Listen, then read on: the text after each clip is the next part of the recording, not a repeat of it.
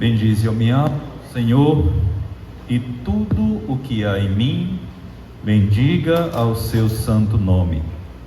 Bendize, ó minha alma, ao Senhor, e não te esqueça de nenhum só de seus benefícios. Irmãos e irmãs, eu saúdo a todos com a maravilhosa graça e a paz de nosso Senhor, Salvador e Redentor amado Jesus Cristo. Amém. Louvamos e bendizemos ao nosso Deus, como o próprio salmista aqui no Salmo 103, versos 1 e 2, nos convoca e reconhece que todo louvor, de fato, pertence ao nosso Deus e Pai. Por isso ele inicia com essa consciência, bendizer, louvar, atribuir toda a adoração ao Senhor. Tudo que há em mim, em cada um de nós, deve bendizer o nome santo do Senhor, nunca, jamais, nos esquecendo dos benefícios que o Senhor realmente tem concedido a nós, todos os dias, a cada dia e a cada momento do nosso viver. É dessa forma que nós adentramos na casa do Senhor, nos átrios da casa do Deus vivo, com um sentimento de gratidão e louvor a Deus em nossos corações. Haveremos de iniciar o culto desta noite, para tanto, é necessário que nós nos portemos do modo como convém. Peço então aos irmãos, com muito amor, a fim de que possamos nos concentrar em tudo aquilo que será realizado, todos os atos do culto, se possível. Peço que desligue o aparelho celular ou coloque aí no modo silencioso, a fim de que você não atrapalhe, a sua concentração e nem também dos demais. Evitemos também saídas desnecessárias, conversas paralelas. Vamos proporcionar e fazer deste ambiente um ambiente único e exclusivo de adoração ao nosso Deus e adorá-lo como de fato convém na sua palavra. E Deus nos abençoe em todos os momentos deste culto de adoração ao nosso Deus.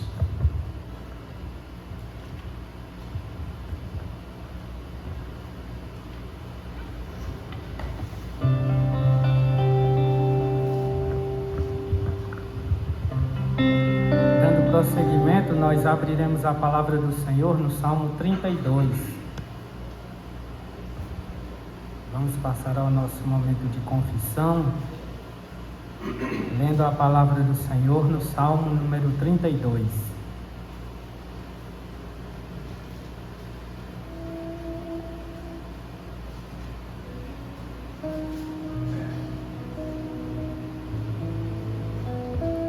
Salmo 32, diz assim a palavra do Senhor: Bem-aventurado aquele cuja iniquidade é perdoada, cujo pecado é coberto. Bem-aventurado o homem a quem o Senhor não atribui iniquidade e em cujo espírito não há dolo. Enquanto calei os meus pecados, envelheceram os meus ossos, pelos meus constantes gemidos todo o dia. Porque a tua mão pesava dia e noite sobre mim, e o meu vigor se tornou em sequidão de estio. Confessei-te o meu pecado, e a minha iniquidade não mais ocultei. Disse: confessarei ao Senhor as minhas transgressões, e tu perdoaste a iniquidade do meu pecado. Sendo assim, todo homem piedoso te fará súplicas em tempo de poder encontrar-te. Com efeito, quando transbordarem muitas águas, não o atingirão. Tu és o meu esconderijo. Tu me preservas da tribulação e me cercas de alegres cantos de livramento. Instruir-te-ei e te ensinarei o caminho que deves seguir, e sob as minhas vistas te darei conselho. Não sejais como o cavalo ou a mula, sem entendimento, os quais com freios e cabrestos são dominados, de outra sorte não te obedecem. Muito sofrimento terá de curtir o ímpio, mas o que confia no Senhor, a misericórdia o assistirá. Alegrai-vos no Senhor e regozijai-vos, ó justos, exultai vós todos, que sois retos de coração. Amém.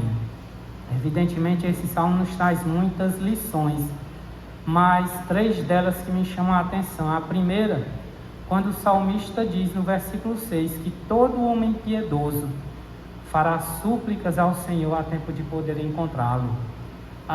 O falso religioso, ele se acha bom, se acha obediente e acha que não tem de que se envergonhar ou não tem por que pedir perdão. Mas aqueles que conhecem ao Senhor verdadeiramente, os verdadeiros cristãos, têm de ter consciência do quanto são pecadores, do quanto quebram a lei de Deus, do quanto precisam do perdão do Senhor, do quanto precisam da sua misericórdia. Ser piedoso é ter consciência de que somos pecadores e do quanto nós precisamos do Senhor. Outro detalhe que nos chama a atenção nesse salmo é que o ímpio não. O ímpio, ele vai perseverar no seu caminho de impiedade.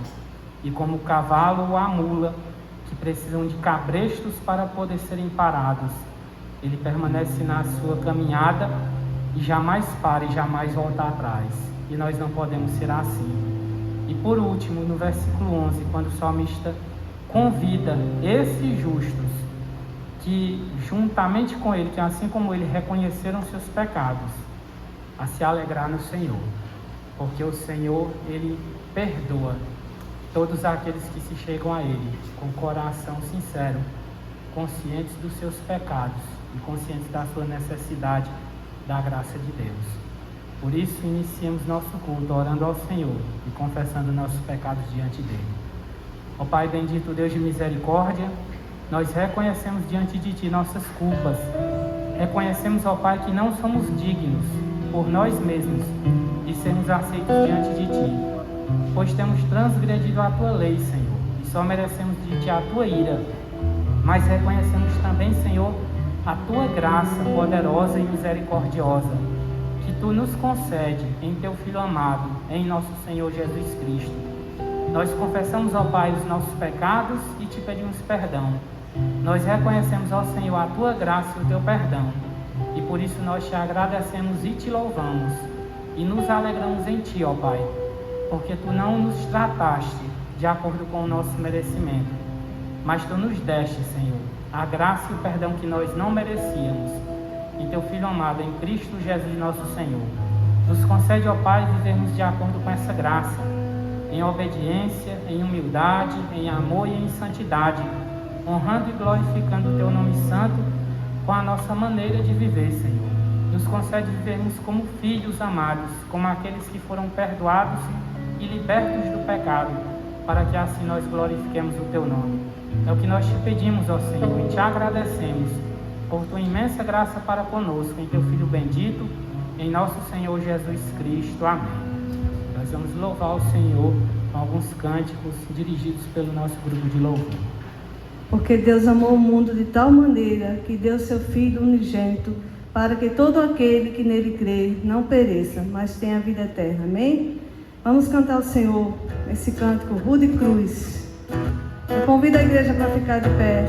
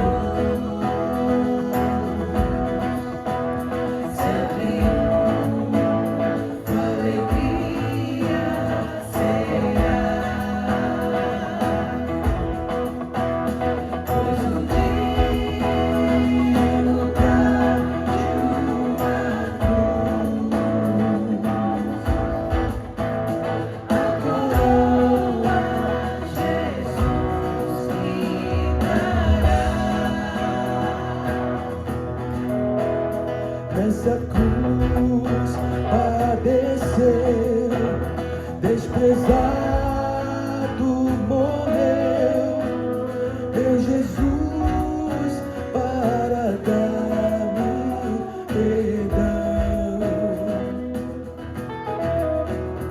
Eu me alegro na cruz, ela vem graça e luz para minha santificação.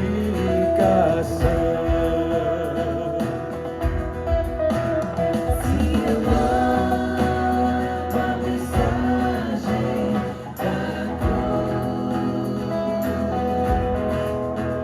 seu triunfo, alegria será. Pois o dia em lugar de uma cruz, a coroa Jesus me dará. Se eu amo a mensagem da cruz, seu triunfo, alegria será. Pois o dia em lugar de uma cruz, a coroa Jesus me dará. Como um grande coral com só as vozes. Sim, eu amo a mensagem da cruz. Alegremente cantemos, irmãos, como um grande coral. Seu triunfo, Alegria será. Pois um dia em lugar de uma cruz, a coroa Jesus me dará.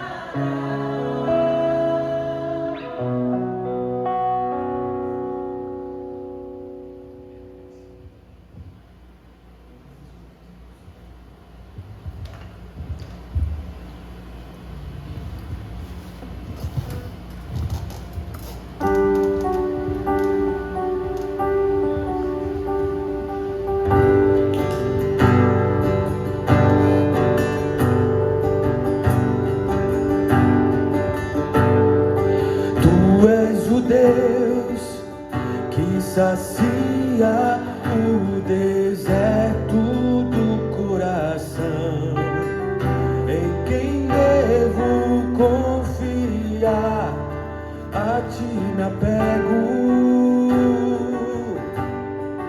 És o auxílio e a sombra de tuas asas descansarei. Pela tua forte mão estou seguro. De todo o coração desejo contemplar a tua força, a tua glória e o teu poder.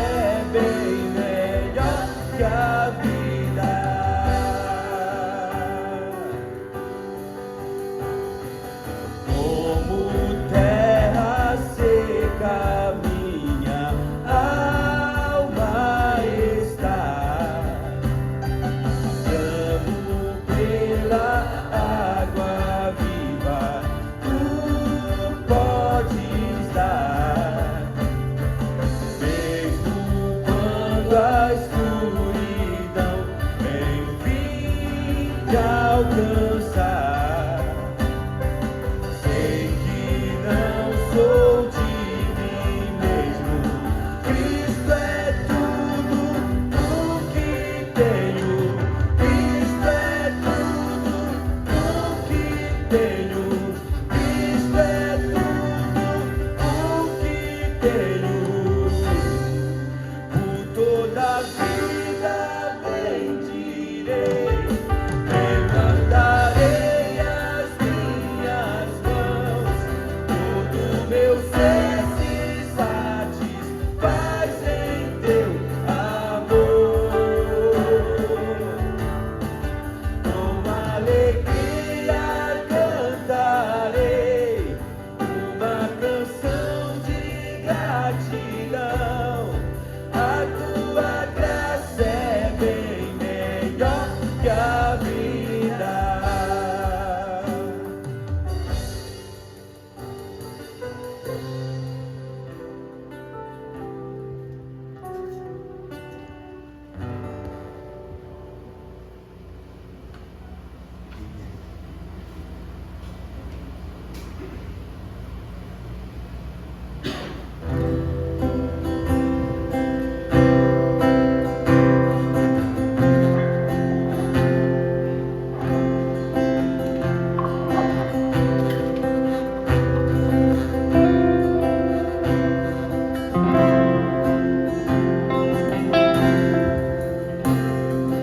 Ele é a imagem do Deus invisível.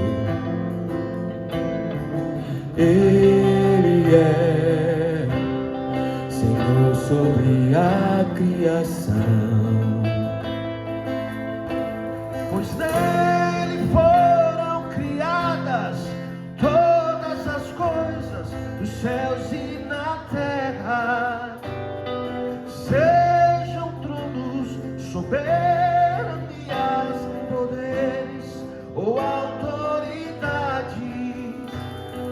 Ele é antes de tudo e a todos sustenta pela palavra. Pois foi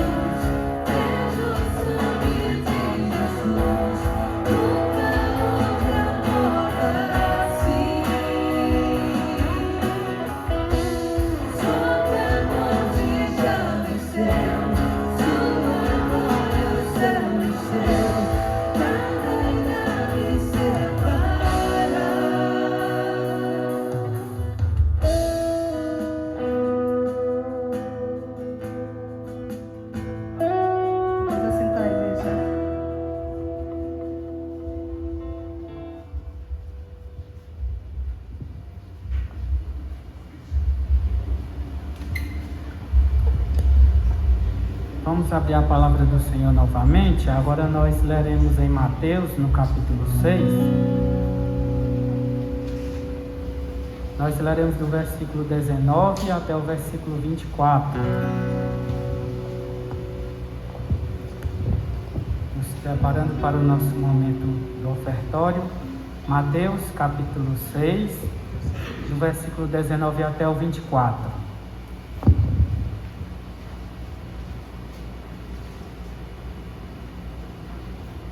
Diz assim a palavra do Senhor: Não acumuleis para vós outros tesouros sobre a terra, onde a traça e a ferrugem corroem, e onde ladrões escavam e roubam.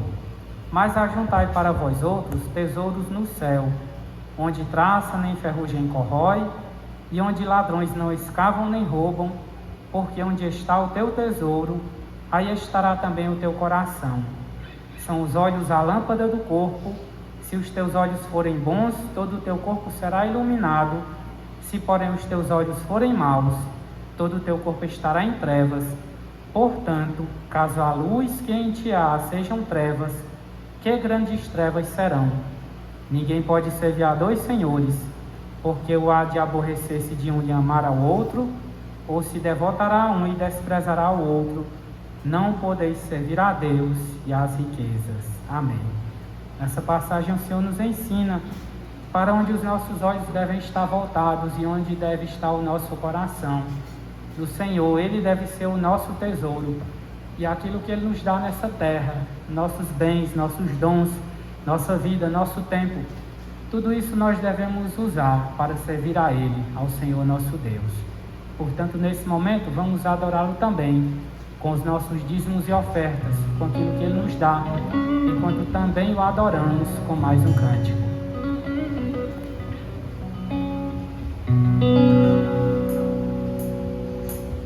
Peregrinando por sobre os montes e pelos vales, sempre na luz, Cristo promete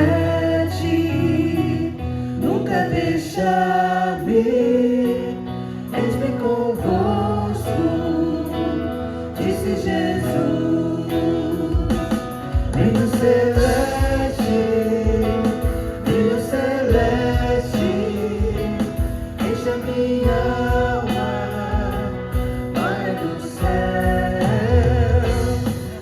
Aleluia, sigo cantando, dando louvores, pois Cristo é meu.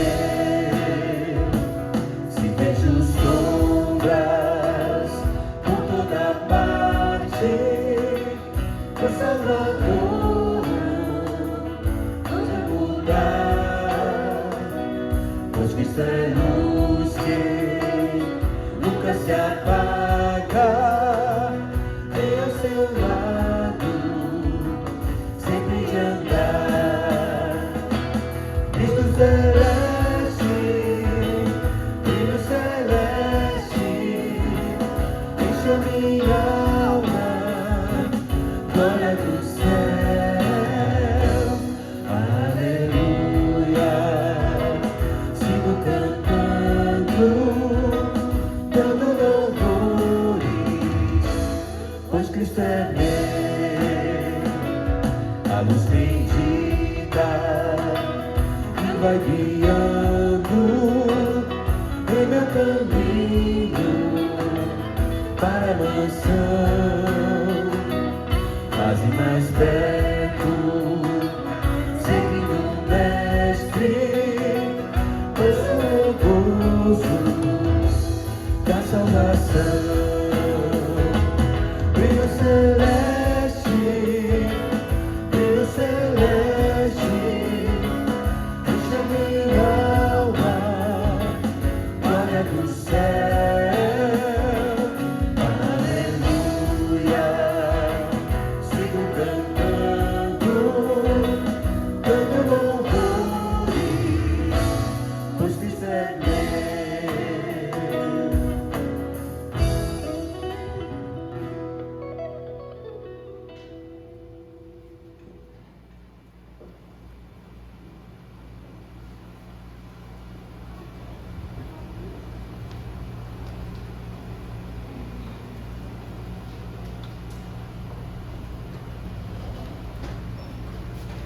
Meus queridos irmãos e irmãs, mais uma vez eu saúdo a todos com a maravilhosa graça e a paz bendita de nosso Senhor, Salvador e Redentor amado Jesus Cristo. Amém. Meus queridos, nós vamos prosseguir. Muito obrigado, Diácono José. Nós vamos prosseguir, meus irmãos, com a exposição da Epístola de Tiago. Estamos ainda no capítulo 1. E na noite deste dia, pela graça do nosso bom Deus, nós vamos seguir com os versos 5 a 8. Tiago, capítulo 1, dos versos 5 a 8. Eu peço que você, então, abra a santa palavra de Deus e ouça com bastante atenção a leitura destes versos da Epístola de Tiago, capítulo 1, dos versos 5 até o verso número 8.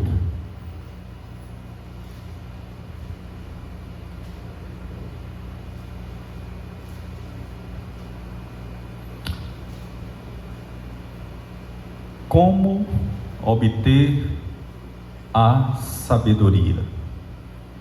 Como obter a sabedoria? Se, porém, algum de vós necessita de sabedoria, quem não precisa de sabedoria, irmãos?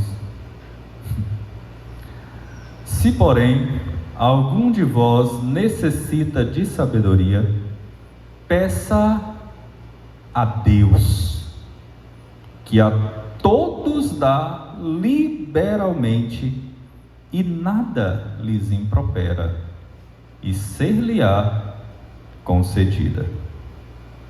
Peça, porém, com fé, em nada duvidando, pois o que duvida é semelhante à onda do mar, impelida e agitada pelo vento.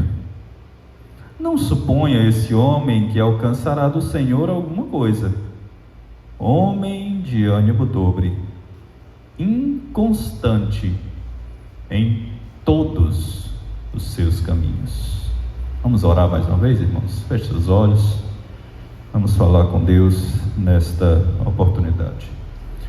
Querido Deus e Pai, como é precioso poder estar na Tua casa, na Tua presença, podendo ler a Tua palavra e dela extrair na ação do Teu Santo Espírito ensinamentos tão necessários e preciosos à nossa caminhada, jornada da vida, sobretudo a caminhada cristã. Ó Deus, reconhecemos que sem Ti nada somos e nada podemos fazer. Por isso nós pedimos a iluminação do Teu Santo Espírito para que possamos obter a compreensão da Tua palavra e, tendo compreendido, que possamos colocar em prática em nossas vidas, para que assim possamos viver de tal modo que o Teu nome seja glorificado. Assim oramos agradecidos, ó Deus, em nome de Cristo, Teu Filho amado, hoje e sempre. Amém. Meus queridos irmãos e irmãs, o apóstolo Paulo, ele certa vez recomendou aos seus leitores algo que é válido para cada um de nós ainda nos dias de hoje, e o será, logicamente, também para gerações vindouras, para todas as demais gerações. O apóstolo Paulo, ele recomendou que nós remíssemos o tempo, porque os dias são maus, os dias são tensos, os dias são nebulosos, os dias são confusos, os dias são difíceis. Queridos irmãos e irmãs, inegavelmente, nós vivemos indisfaçavelmente tempos difíceis. Tempos ruins, tempos antipáticos, tempos desgastantes, tempos de muito sofrimento. E isso é mundialmente experimentado por todos. De alguma maneira, em algum grau, em alguma medida, isso alcança e atinge a todos, sem exceção. Conversando recentemente ainda em Fortaleza com uma pessoa de idade já bem avançada, e ela me falava que na geração mais antiga, ela não tem lembrança realmente de terem vivido um tempo tão desgastante como o que nós realmente temos vivenciado e testemunhado. E eu sei que isso me alcança, isso alcança você, isso alcança os nossos filhos, isso alcança os paraibanos, alcança os cearenses, alcança os baianos, alcança os nordestinos, os sulistas, os daqui da América do Sul, os que estão em outros continentes, alcança todos, irmãos, mundialmente. E a pergunta que fica é: como é que nós realmente podemos e devemos agir? Como proceder diante desta realidade? Como fazer? O que fazer? Como proceder? E aí, de maneira específica, como é que nós podemos reagir a estes tempos sombrios? Como nós podemos funcionar em tempos que sejam assim tão difíceis? Quais são os caminhos? Quais são as soluções? Quais são as medidas próprias com as quais nós podemos nos ver envolvidos? E isso certamente corresponderá à atitude que Deus deseja que seja incrementada em mim e em você. E nessas horas, irmãos, diante de grandes questionamentos, diante de grandes dilemas, nós, inegavelmente, todos nós, precisamos da sabedoria do alto. Nós precisamos da sabedoria divina. Todos nós.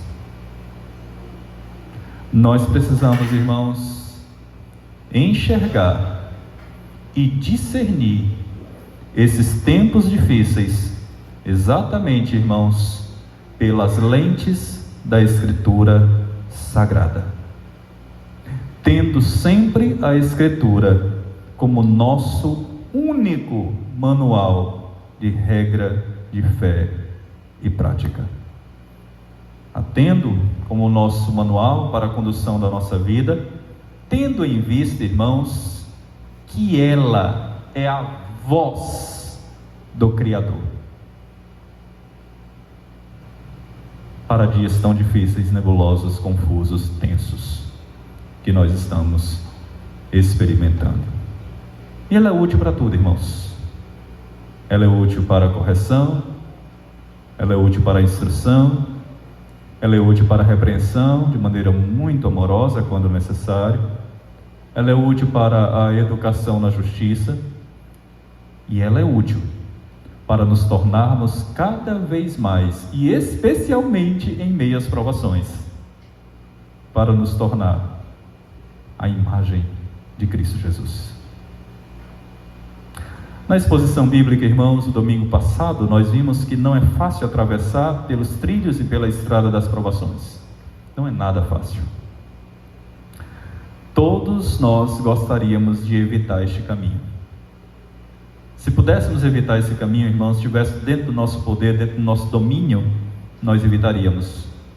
Mas não está. E graças a Deus que não está. Porque nós vimos o quanto, paradoxalmente, as provações, elas trazem um benefício para a nossa vida. Não há como escapar dessa realidade que nos atinge e nos alcança. E na semana passada, irmãos, nós vimos os versos de 2 a 4, que Tiago nos mostra que quando nós passamos pelas provações, nós precisamos saber e ter em mente, pelo menos, no mínimo, 3 coisas. Primeiro, no verso 2, nós vimos que as provações, elas fazem parte da vida. É uma realidade inegável e inevitável. Segundo, as provações, elas devem produzir em nós alegria. Nós devemos nos alegrar, mesmo em meio às provações, ao saber o que Deus está realizando através delas. Não é que nós somos masoquistas que gostamos de sofrer, mas que nós realmente entendemos e compreendemos biblicamente, irmãos, que as provações, elas são instrumentos de Deus e que tudo coopera para o bem daqueles que amam o Senhor. Então, nós devemos nos alegrar em meio às provações, porém entender que elas são instrumentos valiosos e pedagógicos que Deus realmente aqui e acolá permite que nós a enfrentemos. E terceiro, nós vimos que as provações elas vêm para nos moldar, para nos fazer progredir na fé e nos levam e nos conduzem ao amadurecimento da fé cristã. Mas tem mais uma coisa que Tiago vai nos dizer na noite deste dia, e que é um elemento fundamental, irmãos, no enfrentamento das provações e de todos os demais assuntos, e logicamente Tiago ele vai abordando aqui ao longo dessa carta, que é uma carta extremamente prática. Tiago vai nos falar nesta noite, irmãos, sobre sabedoria. Sabedoria. Se tem algo, irmãos, que nós precisamos e muito quando a gente passa por provações, é de sabedoria. Sabedoria, irmãos, para saber discernir em como fazer, o momento certo de fazer. E meus irmãos, tudo isso é muito difícil. Não é algo simples.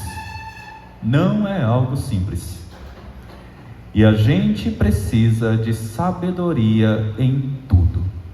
Em tudo, em todos os elementos de esfera da nossa vida.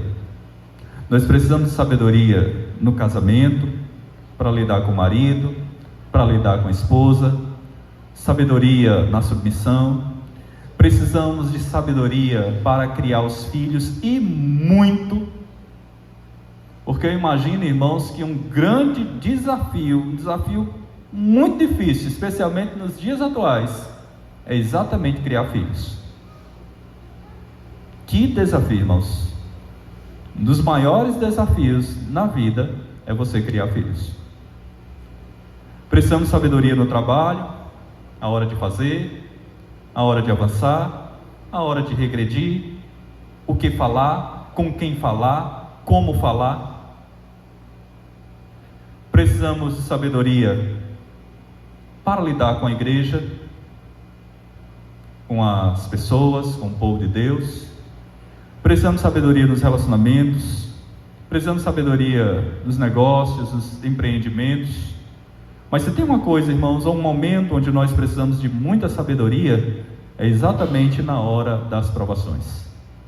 Nós precisamos de sabedoria, irmãos, para lidar com as provações da vida. Assim sendo, irmãos, o tema da mensagem dessa noite é exatamente buscando a sabedoria em meio às provações. Buscando a sabedoria em meio às provações. A primeira coisa, irmãos, que eu quero destacar nessa noite, a primeira verdade, é que nós precisamos entender que a sabedoria, ela é necessária. Meus queridos irmãos, sem a sabedoria do alto, sem ela, irmãos, a gente não faz nada. A gente não acerta absolutamente nada. Sem a sabedoria do alto, nós vamos estar fadados ao erro e aos fracassos. E a muitas frustrações. Sem ela, a gente não faz nada. E a gente não acerta em absolutamente nada. E para que nós possamos, melhor dizendo, ser bem cirúrgicos e assertivos na vida, nós precisamos desse elemento primordial e essencial, a saber, a sabedoria. Vejamos então como Tiago inicia o texto. Se, porém, algum de vós necessita de sabedoria. Então, antes de falar da necessidade, eu quero conceituar, biblicamente, o que vem a ser e o que de fato é sabedoria. E eu quero começar dizendo, irmãos, que sabedoria não é conhecimento teológico, nem é conhecimento teórico. Sabedoria não é uma simples erudição. Sabedoria não são os diplomas colocados nas paredes. Alguém pode ser muito inteligente, alguém pode ser uma pessoa bem letrada, e ao mesmo tempo, essa mesma pessoa não ser uma pessoa sábia. Isso é possível, irmãos. Plenamente possível. Portanto, biblicamente falando, sabedoria significa aplicar o conhecimento bíblico na nossa vida prática, no nosso dia a dia. Colocar o conhecimento bíblico no nosso andar, no nosso proceder, na nossa vida. É pegar esse livro aqui, a Bíblia, e torná-lo prático em nossas vidas. Isso é sabedoria. É aplicá-lo, esta palavra e os ensinamentos aqui contidos, é aplicá-lo ao trabalho, é aplicá-lo na família, é aplicá-lo na criação dos filhos, é aplicá-lo nos relacionamentos, é aplicá-lo nas tomadas de decisões da vida, e por aí vai. Isso é sabedoria. E é uma coisa interessante, irmãos, porque na cabeça do grego, nos dias do apóstolo Paulo, por exemplo, o que era sabedoria? A sabedoria era, naquela época, conhecimento de filosofia, né? Ou seja, para eles o conhecimento libertava. Conhecimento pelo conhecimento. Mas para o judeu, e agora o judeu cristão, a sabedoria é a habilidade de você transformar uma verdade teórica numa verdade prática. Isso é sabedoria. É aplicar a verdade. É viver essa verdade. Então, Tiago aqui, ele nos mostra que a sabedoria não é simplesmente um conhecimento, meramente no intelecto. Mas é muito mais que isso. Perpassa exatamente isto. É uma habilidade prática. Um cristão, ele pode até ter muito conhecimento bíblico, muito mesmo, mas agir como uma criança, de forma infantil, sem discernimento espiritual. Um cristão, ele pode ser um expert em Bíblia, irmãos, e viver como um tolo, um insensato. Um cristão pode falar como um doutor e viver como um tolo, porque falta-lhe não o conhecimento, mas falta-lhe sabedoria. Então a sabedoria, irmãos, não é um livro de receita que a gente deixa lá guardadinho, né? Lá no nosso armário, e de vez em quando a gente vai lá e recorre a ele. Não, irmãos.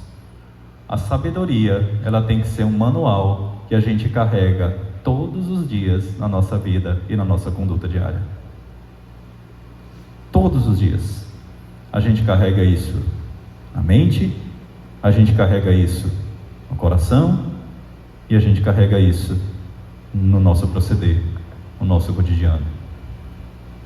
E esse manual não é outro senão a palavra de Deus. Então, isso é sabedoria, é prática, é vida. Por isso que Tiago dá esse tom. E Tiago, ele é conhecido como a carta da sabedoria, porque justamente ele trabalha a prática, a vida, não meramente a teoria, mas a questão da prática. Mas por que a sabedoria é necessária, irmãos? Por quê? E veja como Tiago começa as suas palavras. Ele diz aqui: se porém algum de vós necessita de sabedoria. Tiago, ele não está aventando aqui a possibilidade de que não exista ninguém que deixe de precisar de sabedoria, porque não existe. Mas o que ele está mostrando aqui, irmãos, é exatamente apontando a nós para a verdade de que todos nós precisamos de sabedoria. E se você notar, ele termina o verso 4 dizendo assim, olha só, lerei todo o verso. Ora, a perseverança deve ter ação completa, ou seja, não desista, não jogue a toalha, né? Continue perseverando, para que sejais perfeitos e íntegros, ou seja, completos, em nada deficientes. E alguém poderia perguntar, né? Ok, pastor, mas como é que eu consigo então ser completo? Como é que eu consigo ser íntegro? Como é que eu consigo, pastor, por exemplo, aqui nas palavras de Tiago, tornar uma aprovação um momento de crescimento para mim? Como é que eu posso vivenciar isso? E aqui é exatamente o ponto de Tiago.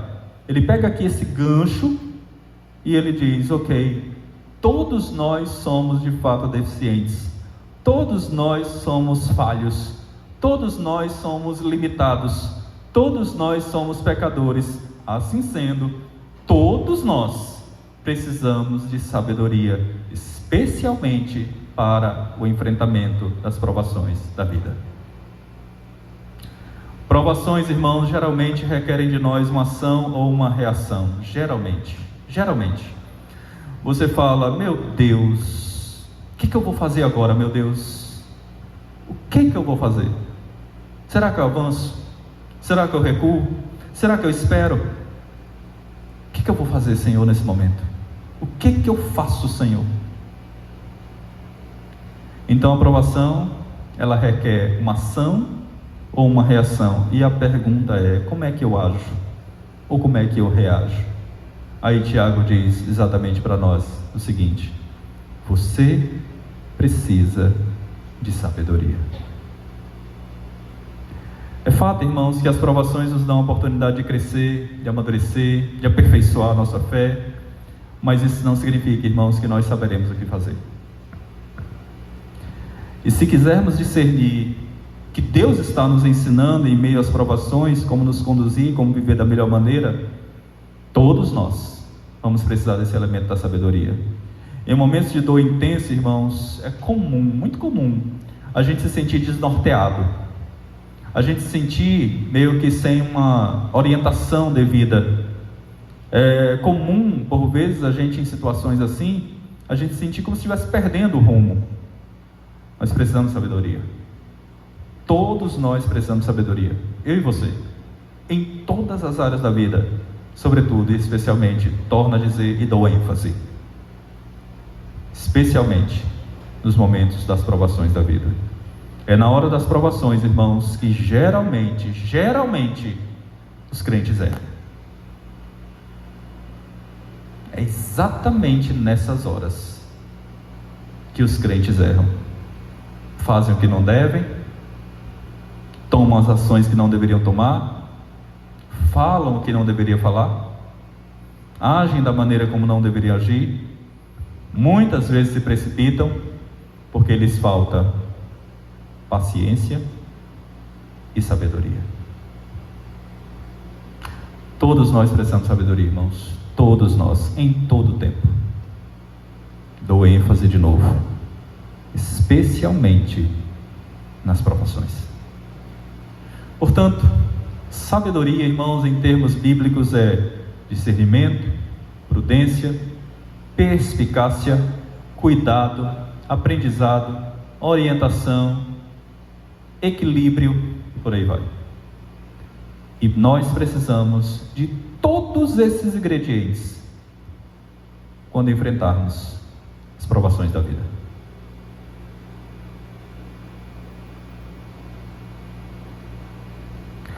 A segunda verdade que eu quero destacar nessa noite, irmãos, é que nós precisamos então pedir sabedoria e pedir àquele que de fato é a fonte da sabedoria.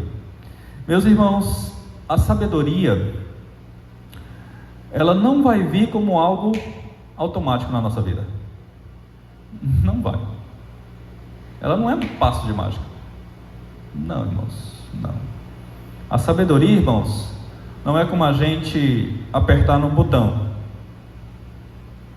A sabedoria, irmãos, ela não é uma coisa inerente a nós. Nós não nascemos com ela. O que Tiago diz aqui no versículo 5, então? Se alguém precisa de sabedoria, o que deve fazer? Diz Tiago: peça a Deus. Peça a Deus. Peça a Deus. Vamos lá. Fazendo aqui um paralelo, mostrando que você deve pedir sabedoria a Deus e você deve recorrer exatamente à palavra de Deus. Salmo 1. Por favor, abra sua Bíblia nesse salmo. Eu sempre recorro a ele.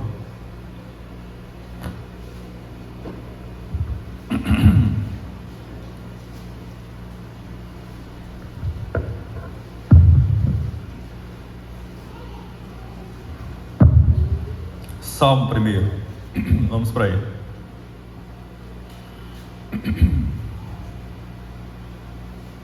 Olha só. Você precisa de sabedoria, né? Vamos ver se é lá fora, se você vai ter que alcançar. Bem-aventurado, muito feliz, o homem, ser humano, que não anda no conselho. Primeira recomendação: se você precisa de conselho para nortear a sua vida, para tomada de decisões, é no ímpio que você vai ter? É lá fora no mundo? E olha a recomendação, que é uma ordem bíblica: bem-aventurado, muito feliz, o homem que não anda no conselho dos ímpios, não se detém. Deter é realmente ficar lá. Detém no caminho dos pecadores, nem se assenta na roda dos escarnecedores. Vamos lá.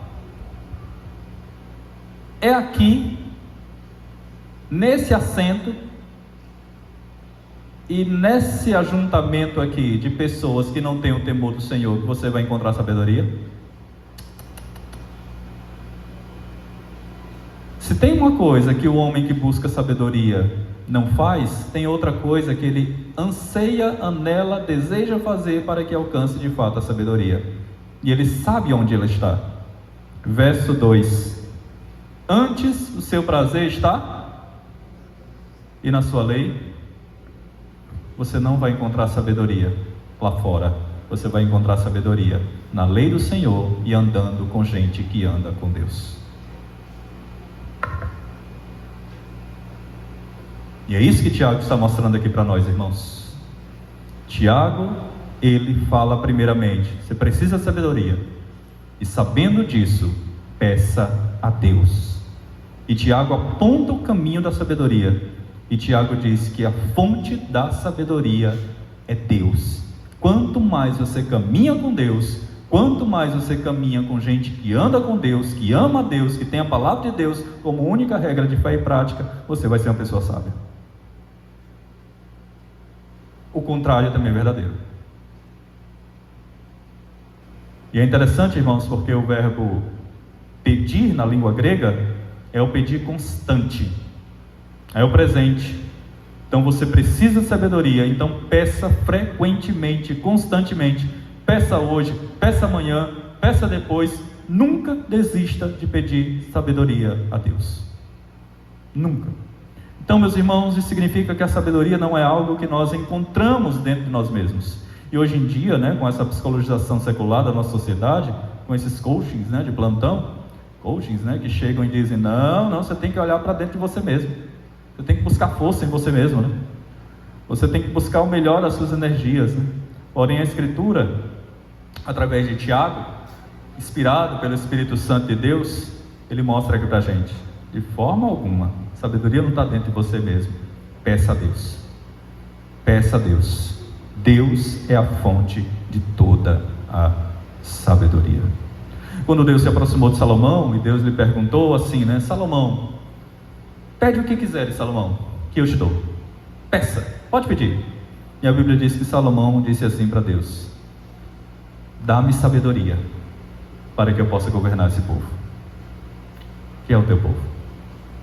E Deus diz assim, porque você escolheu sabedoria, eu vou lhe dar tudo. Sabedoria, irmãos, é o princípio de tudo. De tudo. O temor ao Senhor é o princípio da sabedoria. Então, onde que é que nós encontramos a sabedoria? Em Deus. Ele é a fonte da sabedoria. Ele é a fonte da sabedoria. E em tempos de tantas vozes, de tantos gritos, em tempos em que muitas vezes a mídia, tenta imprimir na mente, no coração dos nossos filhos e até de nós mesmos, tudo aquilo que é contrário à palavra de Deus, em um mundo tão relativista, nós precisamos discernir a voz do Senhor, que é a fonte de sabedoria. Sabedoria é o princípio de tudo, irmãos, e nós a encontramos em Deus. Mas então alguém poderia dizer, né? Mas pastor, e será que Deus vai me dar sabedoria mesmo? E vejamos o que Tiago diz, né? Peça a Deus, que a todos dá liberalmente e nada lhes impropera e ser-lhe-á concedida. Tiago não diz aqui assim, peça a Deus, porque Deus vai dar ao pastor, ao presbítero, ao diácono, ao líder de departamento, e aí ele vai passar para você. Não, a todos dá. Ele dá a todos. Ele dá a todos. Então note que Tiago diz que Deus dá liberalmente. O que isso significa? Isso significa, irmãos, que Deus ele dá gratuitamente e dá em abundância. Como um pai que atende um pedido lícito do seu filho, né? E Deus, como nosso pai, ele nos dá de maneira liberal, porque ele deseja nos conceder essa sabedoria gloriosa. Aliás, se você notar ainda no capítulo 1, verso 17, olha o que diz o texto. Capítulo 1 ainda, o verso 17 aí de Tiago. Ele diz aqui o seguinte: toda boa dádiva, incluindo a sabedoria, e todo dom perfeito, são de onde? Lá do alto, descendo do Pai das luzes, em quem não pode existir variação ou sombra de mudança. Meus irmãos, você e eu precisamos de sabedoria. Peça a Deus. Se você pedir com fé, a gente vai ver isso mais à frente, daqui a pouco, eu não tenho dúvida, eu tenho certeza que Ele vai te dar. Ele vai lhe dar sabedoria. A questão é se você vai usar de fato essa sabedoria. Mas Ele vai lhe dar. Ele vai lhe dar. E vai lhe dar em abundância. Agora tem um outro detalhe que Tiago diz. Tiago diz que Deus não coloca condições para nos dar sabedoria, né? Na sua Bíblia aí tem uma palavrinha que a gente não usa no nosso dicionário comum, nosso português brasileiro, a gente não usa. Deus dá liberalmente e nada lhes impropera. Você já viu alguém dizendo? Vai improperar. Ele vai improperar. A gente não vê esse termo, né? A gente não consegue realmente ver. Não enxerga. Sabe o que significa essa palavra impropera, irmãos? A gente não usa essa palavra. Improperar significa jogar na cara. É exatamente isso. Literalmente no grego é exatamente isso. Jogar na cara. E o que Tiago está dizendo aqui é o seguinte: Deus é um pai, e quando você pedir a Ele sabedoria, Ele não vai ficar jogando na sua cara que Ele já deu sabedoria no mês passado, na semana passada, ontem. Ele não vai jogar na sua cara. Não, irmãos. Deus não é como alguém que dá alguma coisa, mas que no fundo, não quer dar. Deus não é como alguém que dá alguma coisa, mas faz cara feia, né? Deus não é assim, irmãos. Deus não é como alguém que dá alguma coisa e depois fica jogando na cara. Lembra que eu te dei isso? Deus não é assim, irmãos. E o que Tiago está dizendo é: peça a Deus sabedoria, porque Deus vai te dar em abundância, e Deus não vai jogar na sua cara, Deus não vai colocar condições. Então peça sabedoria a Deus, porque Deus vai te dar sabedoria, e Deus nunca vai te censurar por isso. Nunca. Agora, como é que Deus dá essa sabedoria? Será que Deus ele vem lá do céu e de repente a gente está orando aí vem a sabedoria? Será que Deus fala conosco num redemoinho, como falou com Jó lá no capítulo 38, né? Quando Deus falou assim: ô Jó, você quer resposta, Jó? Então tá bom, Jó, aperta os cintos aí que agora eu vou te dar respostas. Será que é assim que Deus faz? É claro que não, irmãos. Será que a gente tem que ir para um monte para buscar sabedoria? Ou para uma campanha de 7 semanas, de 12 semanas, de 40 dias? Uma campanha disso, uma campanha daquilo? É claro que não, irmãos. É claro que não. A resposta, ou as respostas que nós precisamos, irmãos, estão aqui. Esse livro bendito, precioso, glorioso, chamado Bíblia, chamada Escritura Sagrada, chamada Palavra de Deus. E eu creio, irmãos, eu creio de todo o meu coração que a Escritura, a Palavra de Deus, ela tem todas as respostas para os dilemas que nós enfrentamos. Todas. para todos os anseios da nossa alma. Ela tem todas as respostas. Essa palavra de Deus, ela é inspirada, inerrante, infalível e suficiente para todas as coisas. Tudo que eu tenho que fazer é exatamente, irmãos, me colocar diante de Deus em oração e pedir ao Espírito Santo que ilumine a minha mente e me dê a compreensão, o entendimento e o discernimento para compreender a vontade de Deus. Deus fala conosco por meio da sua palavra e somente por meio da sua palavra. Portanto, você precisa de sabedoria para lidar com as situações conflituosas da vida, que aqui e acolá me atingem, a mim, a você, as provações da vida. Peça a Deus, e Ele vai te dar, e Deus não vai colocar nenhum empecilho nisso. Peça a Deus, Ele vai te dar. Como um Pai gracioso, Ele vai te dar. A terceira e última verdade, irmãos, que eu quero destacar nessa noite, é que nós precisamos pedir sabedoria e precisamos pedir com fé. Então veja o progresso lógico aqui de Tiago. Você precisa de sabedoria? Sim, todos nós precisamos. Todos nós. O que eu tenho que fazer então? Tenho que pedir a Deus, sabendo que Deus dá, Deus não censura, Deus não joga na nossa cara, Deus simplesmente concede sabedoria. Mas há um critério para Deus nos conceder sabedoria, apenas um. Veja comigo os textos do versículo 6 a 8, ou 6 e 8. Peça, isto é, peça sabedoria, porém com fé. Esse é o critério, irmãos, a fé. Então o que Tiago está dizendo aqui para mim, para você, para cada um de nós é o seguinte: ok, você precisa de sabedoria para passar pelas provações, para ser alegre nas provações, ok, então faz o seguinte: peça a Deus com fé, em nada duvidando. Aliás, Tiago aqui mesmo no capítulo versículo 8, né? Um capítulo que ele fala sobre oração, ele diz que nós devemos exatamente, irmãos, orar com fé, porque a oração do justo muito pode por sua eficácia. Ele diz, muito pode por sua eficácia a oração do justo. O que é fé, irmãos? Fé, irmãos, não é um tiro no escuro. Não, irmãos. Fé não é colocar uma venda nos olhos e a gente andar numa corda bamba, né, no meio de um penhasco. Fé não é isso. Isso não é fé. Isso é loucura. Isso é tentar a Deus. A fé é uma certeza. A fé, ela é uma convicção firme, inabalável, ineludível. Fé é uma convicção, irmãos, e que nos vem não só do nosso coração pecador, mas vem da palavra de Deus.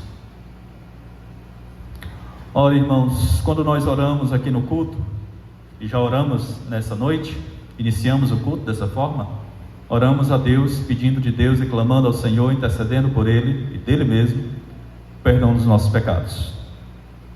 E de onde vem essa fé? Que de fato nós temos a certeza que Deus perdoa os nossos pecados. Ela vem da palavra e das promessas fiéis da palavra de Deus, que diz que se nós confessarmos os nossos pecados, Ele é fiel e justo para nos perdoar os pecados e nos purificar de toda injustiça. Então a nossa fé, ela não está pautada naquilo que afirmamos, mas naquilo que Deus mesmo diz em sua palavra. Assim sendo, a fé, ela brota do próprio Deus, ela brota da própria Escritura que atinge o nosso coração, e isso é fé. A Bíblia diz em Hebreus capítulo 11, verso número 6, irmãos, que sem fé é impossível agradar a Deus. Ora, irmãos, se eu estou pedindo alguma coisa a Deus, mas ao mesmo tempo eu estou duvidando, como é que eu vou alcançar alguma coisa? Obviamente, irmãos, que eu não vou alcançar nada. Nada. Portanto, a condição que Tiago mostra aqui, o verso, peça porém com fé, em nada duvidando. E para mostrar que Deus está disposto a nos dar, mas que Ele quer de fato nos dar, é que nós confiemos nele. Pedir com fé, irmãos, sem nada duvidando, como o texto diz aqui, não significa entendamos. Pedir com fé, em nada duvidando, não significa, irmãos, que nós vamos determinar a Deus o que Deus tem de fazer, como Deus tem de agir. Não, irmãos, não. A gente não exige nada para Deus. E tem falsos mestres que afirmam que o crente tem que exigir de Deus os seus direitos. Se a gente fosse exigir os nossos direitos a Deus, irmãos, Deus nos lançaria no inferno, porque é isso que nós merecemos. Esse é o direito que nós temos. Portanto, Tiago aqui não está nos encorajando a cobrar ou exigir algo de Deus. Ele está tão somente nos ensinando a chegar ao nosso Deus com humildade e dizer: Deus, eu não tenho sabedoria, eu não sei ao certo como proceder, mas eu sei, eu reconheço que o Senhor é bom e que no passado, bem como no presente, o Senhor deu e tem dado sabedoria ao teu povo, aos homens, mulheres, aos teus servos. E eu sei, Senhor, que nesse momento eu estou necessitando de sabedoria, e humildemente, Senhor, eu me achego a Ti, eu clamo a Ti por sabedoria, pois eu necessito da sabedoria do Senhor para lidar com situações conflituosas que eu não sei como lidar. Deus vai ouvir essa oração, humilde, genuína, verdadeira, e vai atender prazerosamente. Tiago, então, ele faz uma analogia, né? Ele diz que aquele que ora com um tipo de fé duvidosa é semelhante à onda do mar, que é impelida e agitada pelo vento. É interessante, irmãos, porque vento na Bíblia é sempre algo contrário, né? Por exemplo, o apóstolo Paulo fala de ventos de doutrinas, né? Doutrina falsa, que sempre vai levando e conduzindo para longe daquilo que é verdadeiro. É possível que Tiago esteja aqui lembrando do episódio em que Pedro andou sobre as águas, né? Em que a dúvida sobre a capacitação de Deus, provocada pelo medo do vento e das ondas, acabou por interromper aquela bela caminhada, né, de Pedro. Meus irmãos, nós não podemos ser como uma espécie de barquinho no oceano, agitados pelo vento, pelos ventos da vida. A sua vida, irmãos, a sua vida e a minha vida, entendamos, irmãos, ela precisa estar ancorada em Cristo e nas promessas fiéis da palavra de Deus. Mas Tiago ainda vai usar uma segunda figura para falar daquele que ora duvidando, né? Tiago diz assim, verso 7: não suponha que esse homem alcançará do Senhor alguma coisa, ou seja, não vai receber nada, né? Verso 8: homem de ânimo dobre, inconstante em todos os seus caminhos. A palavra ânimo dobre aqui, ela é muito importante na língua grega, porque ela significa um homem de duas almas, um homem de duas mentes. É até difícil, né? Estranho a gente imaginar uma pessoa como se tivesse dois cérebros, duas cabeças no mesmo corpo. É até difícil a gente pensar. Mas o que Tiago está mostrando aqui para nós, apontando aqui para nós, escrevendo e mostrando e revelando e ensinando aqui para nós, irmãos, é o seguinte: é alguém que de um lado da mente pensa de um jeito, do outro lado pensa do outro. Essa é a ideia. É como um caranguejo, né? Uma perna vai para o lado, outra perna vai para o outro, e ele não consegue caminhar para frente, não progride. É dessa forma, irmãos. É isso que Tiago está mostrando. E quando um crente vive assim, isso é muito prejudicial. Muito prejudicial, porque ele não tem firmeza. Ele acaba sendo conduzido por uma coisa ou outra. Então, a conclusão de Tiago está justamente aqui no versículo 7, que é o interlúdio entre as duas figuras que ele usa do barco e da mente duplicada, né? E a conclusão de Tiago é: se você ora a Deus, pedindo por fé, pedindo por sabedoria, mas você não tem fé, você duvida no seu coração, você acha que vai alcançar alguma coisa de Deus, dessa forma, dessa maneira, não vai alcançar absolutamente nada. Deus deseja, irmãos, e espera que nós tenhamos realmente um coração cheio de fé, não apenas com uma boca cheia de palavras belas, bonitas e agradáveis. Não é isso que Deus quer. Deus quer um coração cheio de fé. Cheio de fé. Deus quer que nós creiamos, irmãos, que Ele está no controle de todas as coisas e vai nos dar sabedoria para as tomadas de decisões na vida que nós tanto precisamos. Eu quero concluir a mensagem dessa noite, irmãos, dizendo a você: nas provações, lembre-se, nunca se esqueça de que você tem que buscar a sabedoria do alto, sabedoria de Deus. Todos nós precisamos de sabedoria, irmãos. Não queira tomar, irmãos, as rédeas da situação, se aventurando em achar que você tem pleno domínio das circunstâncias, porque você não tem. Achando que você realmente sabe muito bem o que fazer, proceder, porque você não sabe. Seja humilde na presença do seu Criador. Não se arvore no seu autoconhecimento, irmãos, sem pensar de maneira tola, pretensiosa, arrogante, e não necessita de Deus. Você necessita, todos nós necessitamos, e Ele é a fonte de sabedoria que nós tanto necessitamos. E ao reconhecer isso, peça humildemente com fé, em nada duvidando, mas crendo de todo o seu coração que Deus lhe dará toda a sabedoria necessária para a condução de todo o seu proceder, de tal maneira que o nome do Senhor seja glorificado através da sua vida. E por fim, sendo esta a minha última fala, nesta oportunidade na ministração, eu concluo afirmando, irmãos, que a maravilha da Escritura é que essa sabedoria, ela tem um nome. E ela é uma pessoa. Essa sabedoria é Cristo Jesus. Essa sabedoria descrita de maneira tão maravilhosa aqui no texto de Tiago, e também em Provérbios 9, é a sabedoria, irmãos, que se encarnou na plenitude dos tempos. A sabedoria é Jesus, o Logos de Deus, o Verbo de Deus.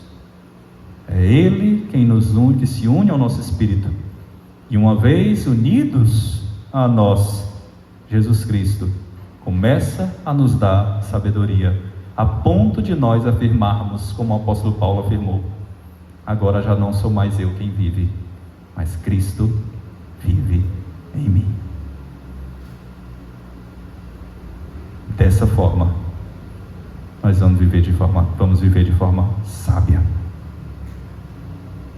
por saber que somos habilitados por Cristo, em Cristo e por amor a Cristo, a procurar em Deus a sabedoria que não vem de nós mesmos, mas vem do alto, vem dos céus.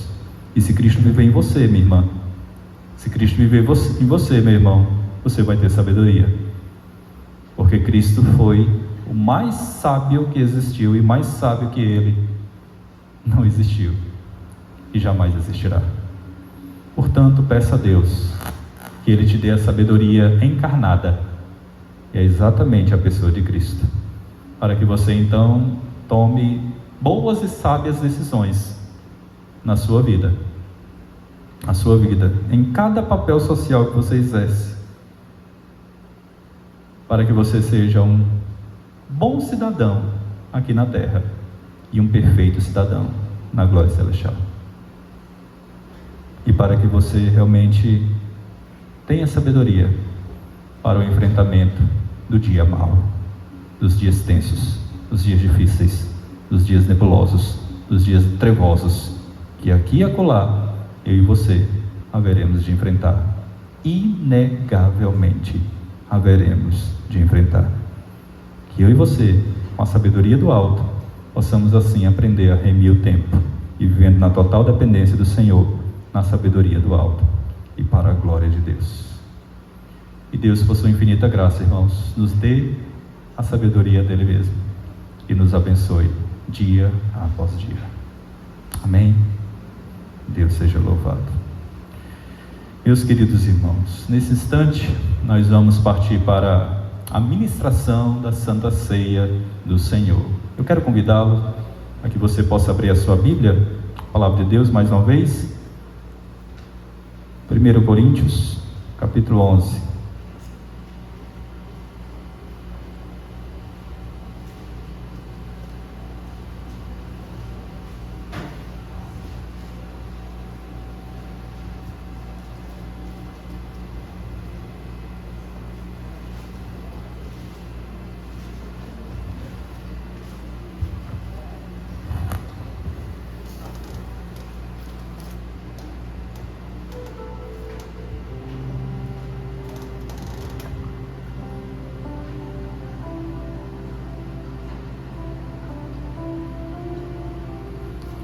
Coríntios, no capítulo 11. Meus queridos irmãos e irmãs, deve ser motivo de profunda alegria, viu? Profunda alegria mesmo ao nosso coração, nós podermos participar deste ato tão solene, deste sacramento que o Senhor Jesus instituiu, a saber, a Santa Ceia do Senhor.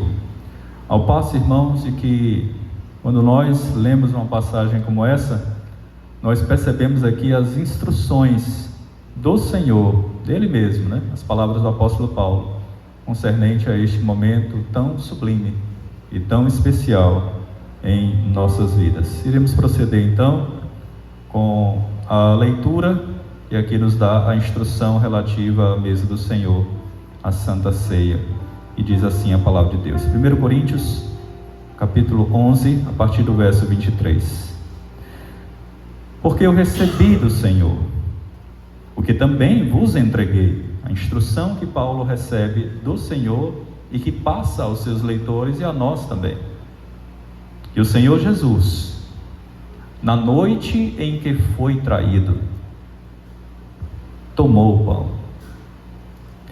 e, tendo dado graças, ele o partiu e ele disse: isto é o meu corpo, que é dado por vós. Fazei isto em memória de mim. Por semelhante modo, depois de haver ceado, ele tomou também o cálice, dizendo: este cálice é a nova aliança do meu sangue. Fazei isto todas as vezes que o beberdes, em memória de mim. Porque todas as vezes que comerdes este pão e beberdes o cálice, anunciais a morte do Senhor até que ele venha. Por isso, então, aquele que comer o pão ou beber o cálice do Senhor de forma indigna será réu do corpo e do sangue do Senhor. Examine-se, pois, o homem a si mesmo, e assim coma do pão e beba do cálice. Pois quem come e bebe sem discernir o corpo, come e bebe juízo para si. Eis a razão, porque há entre vós muitos fracos e doentes, e não poucos que dormem. Porque se nos julgássemos a nós mesmos, não seríamos julgados. Mas quando julgados, nós somos disciplinados pelo Senhor para não sermos condenados com o mundo. Assim, pois, irmãos meus, quando vos reunis para comer, esperai uns pelos outros. É por isso que, quando nós recebemos os elementos, aqueles que estão aptos, logicamente, a gente aguarda até que todos recebam, para que nós possamos cear todos juntos. E aqui é a instrução bíblica: se alguém tem fome, coma em casa. Exatamente porque essa não é a refeição comum, essa é uma refeição pactual, espiritual. Se alguém tem fome, coma em casa, a fim de não vos reunirdes para o juízo. Quanto às demais coisas, eu as ordenarei quando for ter convosco. Irmãos, esta é a palavra do apóstolo Paulo, instruindo a igreja de Corinto, e que o Espírito Santo traz à nossa memória também na noite deste dia, para que nós possamos participar condignamente deste sacramento instituído pelo próprio Senhor e Salvador Jesus Cristo. Esta mesa não é a mesa da Igreja Presbiteriana do Brasil, nem desta igreja local. Ela é a mesa do Senhor. E nós entendemos esta ordenança como sendo uma das duas ordenanças que nos foram entregues pelo Senhor Jesus Cristo, pela graça de Deus. Sendo que a Santa Ceia, ela nos fortalece espiritualmente, de modo que, se você está nos visitando na noite deste dia, e se você é membro de uma igreja genuinamente evangélica, o que é isso, pastor? Uma igreja genuinamente evangélica é uma igreja que tem a palavra de Deus como única regra de fé e prática, é uma igreja que crê na pessoa do Senhor e Salvador Jesus Cristo como o único Senhor e Salvador de sua vida, e é uma igreja que prega a palavra de Deus corretamente, é uma igreja que executa naturalmente também os sacramentos da forma bíblica correta, e é uma igreja que também aplica disciplina eclesiástica. E se você está em comunhão com Deus e com a sua igreja, você é convidado a participar juntamente conosco. Se você ainda não é membro desta igreja ou de alguma igreja nesta condição, uma igreja genuinamente evangélica, eu rogo a você que tome os passos realmente necessários e assim você se torne apto para participar desse sacramento. A instrução que nós recebemos, meus irmãos, é uma instrução onde o apóstolo Paulo ele faz questão de dizer que aquilo que ele estava passando para a igreja era exatamente aquilo que ele recebeu do próprio Senhor e Salvador Jesus Cristo. A noite em que Cristo foi traído, ele tomou um pão, ele deu graças, partiu, distribuiu aos seus discípulos e disse: este é o meu corpo que é dado por vós. Tomai e comei, fazei isto em memória de mim. Semelhante modo, tomou um cálice, tendo dado graças, distribuiu aos discípulos, dizendo: este cálice é a nova aliança do meu sangue. Tomai e bebei, fazei isto em memória de mim. Mas o apóstolo Paulo ele também diz algo muito importante: examine-se, pois, o homem a si mesmo, e assim coma do pão e beba do cálice. Pois quem come e bebe sem discernir o corpo, come e bebe juízo para si. Com essa instrução do apóstolo Paulo, eu convido, ou os convido, a que você feche os seus olhos, curve a sua cabeça, fale com o Senhor de maneira individual, de modo individual.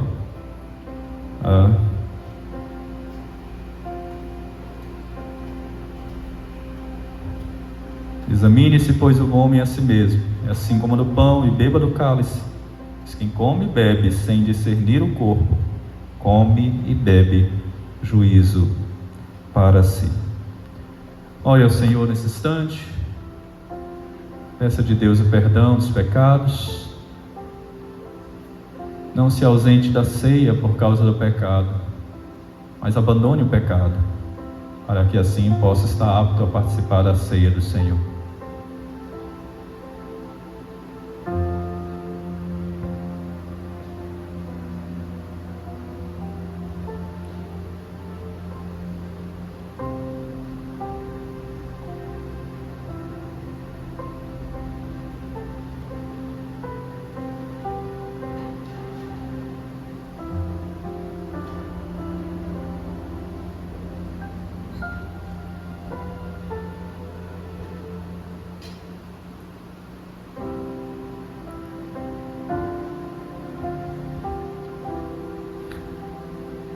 Pai querido,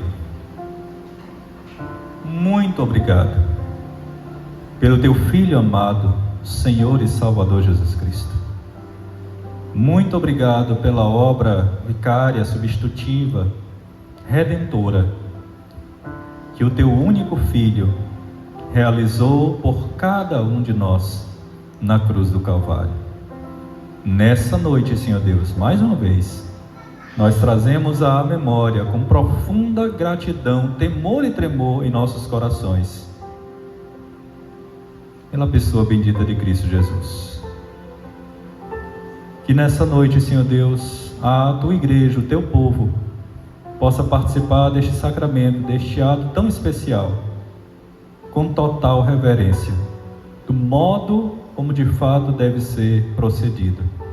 Não de forma mecânica, Senhor Deus, mas de forma em que o nosso coração seja totalmente tomado pelo sentimento de louvor, honra e gratidão ao Senhor, por aquilo que o Senhor realizou em nosso lugar e ao nosso favor.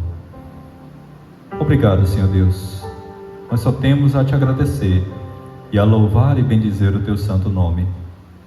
Ajuda-nos a que este ato, este momento, possa trazer fortalecimento espiritual na nossa caminhada cristã. Assim oramos agradecidos, em nome de Cristo, hoje e sempre. Amém. Meus queridos irmãos, os elementos aqui postos, eles já foram totalmente separados para esta finalidade. Tão somente para ela. Consagrados para esta finalidade. Nós vamos tomar o devido procedimento, né? Eu ainda estou chegando aqui, me habituando e percebendo como as coisas realmente eram feitas, né?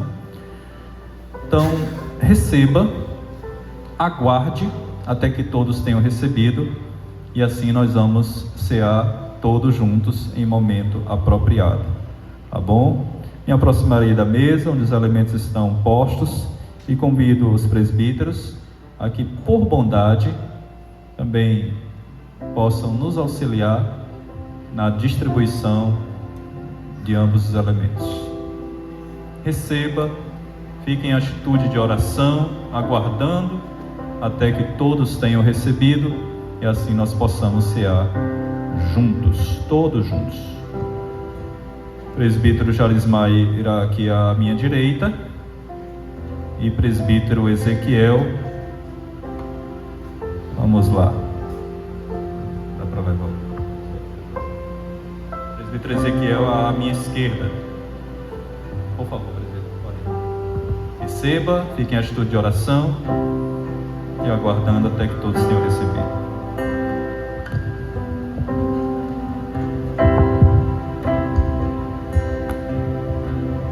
Seja bendito, Cordeiro, que na cruz por nós padeceu. Seja bendito, seu sangue.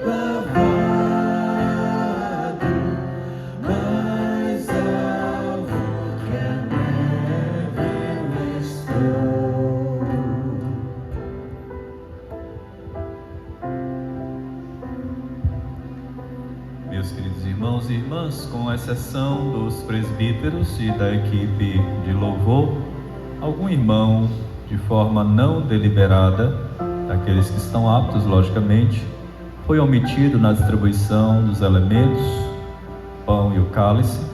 Se o foi, por favor, levante uma de suas mãos, a fim de que um dos presbíteros possa ir até você.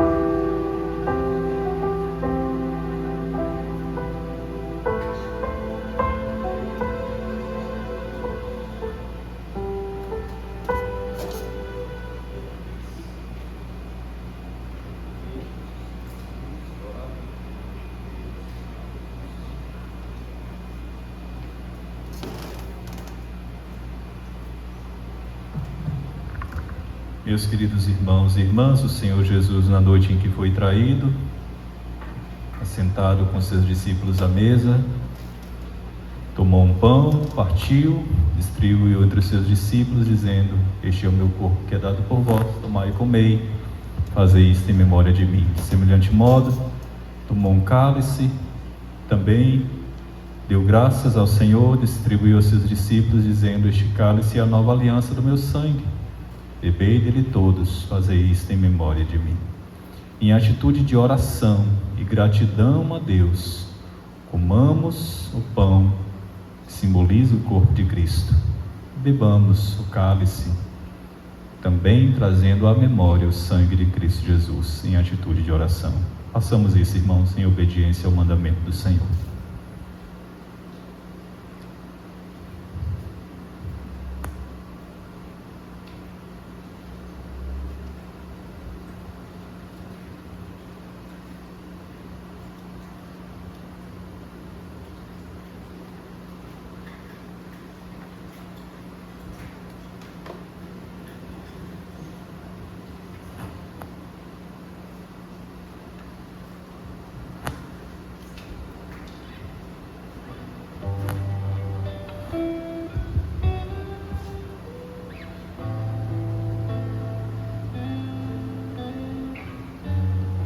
Muito bem, meus irmãos, a palavra do Senhor nos instrui ainda, dizendo que após o Senhor Jesus haver ceado, ele juntamente com seus discípulos entoaram um hino de louvor ao nosso Deus e seguiram para o Monte das Oliveiras. Nós vamos proceder de igual forma, entoando um hino de louvor ao nosso Deus e depois partiremos para o encerramento, o momento final do culto desta noite, tá bom? Uma oração final e a impetração da bênção do Senhor.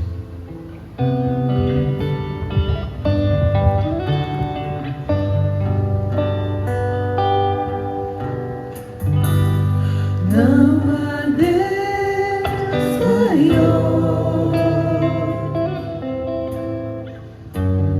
não há Deus melhor, não há Deus tão grande como nosso Deus. Não há Deus maior, não há Deus melhor, não há Deus tão grande como nosso Deus. Criou o céu, criou a terra, criou o sol e as estrelas, tudo Ele fez, tudo criou, tudo formou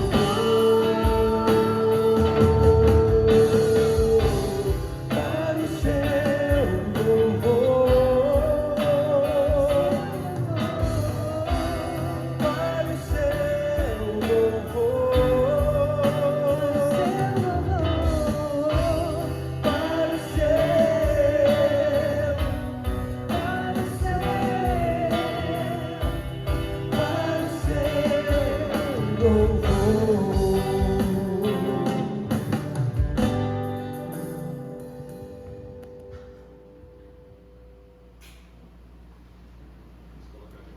irmãos para uma palavra de oração e a impetração da bênção, logo após esses dois momentos que encerram a liturgia do culto. Eu peço que você se assente e aguarde até que possamos transmitir alguns avisos dos nossos compromissos semanais na igreja. Nosso Deus e Pai, glorioso Deus, louvado, engrandecido, exaltado seja o teu santo nome. Pai querido, muito obrigado pelo dia que o Senhor tem nos dado, dia do Senhor. Na tua casa estivemos pela manhã aprendendo da tua palavra, cultuando ao teu santo nome. Nesta noite o Senhor também nos trouxe novamente à tua casa, para que juntos, como povo de Deus, família da fé, dessemos e ainda estamos prestando um serviço de culto ao Senhor. E também participando do sacramento, da ministração da Santa Ceia. Momento este, ou ato este, que fortalece a nossa caminhada espiritual, fortalece a nossa fé no Senhor. Senhor Deus, ouvimos também a instrução da tua palavra, que nos mostra o quanto nós necessitamos do Senhor, o quanto nós somos dependentes do Senhor, o quanto nesta caminhada e jornada da vida e da caminhada cristã, nós necessitamos da sabedoria do que vem do alto. Dá-nos, Senhor Deus, a sabedoria que vem de Ti mesmo, para que a gente possa aprender a lidar com situações tão conflituosas que enfrentamos aqui e acolá nesta vida. Dá-nos, Senhor Deus, a compreensão da Tua palavra e a vivência da mesma, para que assim a nossa vida possa refletir a pessoa de Cristo habitando em nós, e que a nossa vida seja vivida de tal forma que o Senhor seja honrado e glorificado. Nesse instante, Senhor Deus, iremos para os nossos respectivos lares. Amanhã, se assim for a Tua vontade, certamente teremos os nossos compromissos seculares diversos, e nós pedimos que a Tua boa mão nos acompanhe em todo o tempo. Guarda-nos, Senhor Deus, sustenta-nos. Toma em Tuas mãos aqueles que estão no enfrentamento de dificuldades de enfermidade ou situações diversas, que o Senhor os visite com Teu amor, com a Tua graça, com Teu amparo, intervindo e fazendo com que eles experimentem, Senhor Deus, da Tua boa mão agindo graciosamente na vida de cada um deles. Pai Santo, Deus de amor, conduze-nos em paz aos nossos respectivos lares e nos prepara para que continuemos sempre dispostos a estarmos juntos, servindo ao Senhor. Nós oramos assim agradecidos a Ti, com perdão dos nossos pecados, em nome de Jesus Cristo, Teu Filho amado, hoje e sempre. Amém. Recebi a bênção, irmãos.